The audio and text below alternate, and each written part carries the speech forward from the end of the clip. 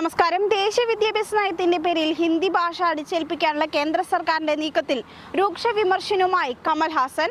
മക്കൾ നീതി നയത്തിന്റെ 8ാം സ്ഥാപക ദിനത്തിൽ പാർട്ടി പ്രവർത്തകരെ അഭിസംബോധന ചെയ്യവെയാണ് പാർട്ടി അധ്യക്ഷനായ കമൽഹാസന്റെ പ്രതികരണം. ഭാഷയ്ക്ക് വേണ്ടി ജീവൻ ബലിയർപ്പിച്ചവരാണ് തമിഴർ. ഭാഷ വെച്ച് കളിക്കാൻ നിൽക്കരുത്.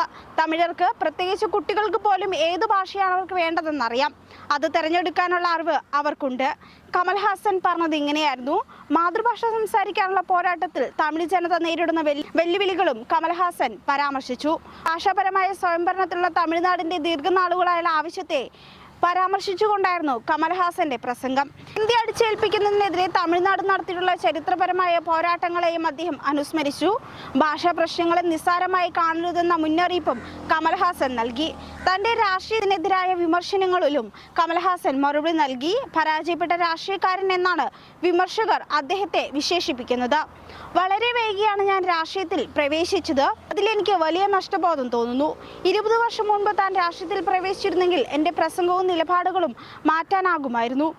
മക്കൾ നീതി നയത്തിന്റെ വരാനിരിക്കുന്ന രാഷ്ട്രീയ ലക്ഷ്യങ്ങളെക്കുറിച്ചുള്ള സൂചനയും കമൽഹാസൻ നൽകി. ഈ വർഷം പാർട്ടിയുടെ ശബ്ദം പാർലമെന്റിൽ കേൾക്കുമെന്നും അടുത്ത വർഷം അത് സംസ്ഥാന നിയമസഭയിലും മുഴങ്ങുമെന്നും അദ്ദേഹം പറഞ്ഞു. 2026 തമിഴ്നാട് നിയമസഭാ തെരഞ്ഞെടുപ്പിനുള്ള തയ്യാറെടുപ്പുകൾ ആരംഭിക്കാനും തന്റെ പ്രവർത്തകർക്ക് കമൽഹാസൻ നിർദ്ദേശം നൽകിയിട്ടുണ്ട്. ചെന്നൈയിലെ MNM ആസ്ഥാനത്ത് പാർട്ടി പതാക ഉയർത്തിക്കൊണ്ടായിരുന്നു കമൽഹാസന്റെ പ്രസംഗം. ഇന്ന് ഞങ്ങൾക്ക് 8 വയസ്സായി. ഒരു കുട്ടിയെ പോലെ പാർട്ടി വളർന്നു. ഈ വർഷം പാർലമെന്റിൽ ഞങ്ങളുടെ ശബ്ദം കേൾക്കും. അടുത്ത വർഷം നിയമസഭയിലും ഞങ്ങളുടെ ശബ്ദം പ്രതിഫലിക്കുമെന്നും അദ്ദേഹം പറഞ്ഞു. ദേശീയ വിദ്യാഭ്യാസ നയവും ത്രിഭാഷാ ഫോർമുലയും അംഗീകരിക്കുന്നതുവരെ തമിഴ്നാട് വിദ്യാഭ്യാസ ഫണ്ട് നൽകില്ലെന്ന കേന്ദ്ര സർക്കാരിന്റെ നിലപാടിനെതിരെ തമിഴ്നാട്ടിൽ രൂക്ഷമായ പ്രതിഷേധമാണ് ഉയരുന്നത്.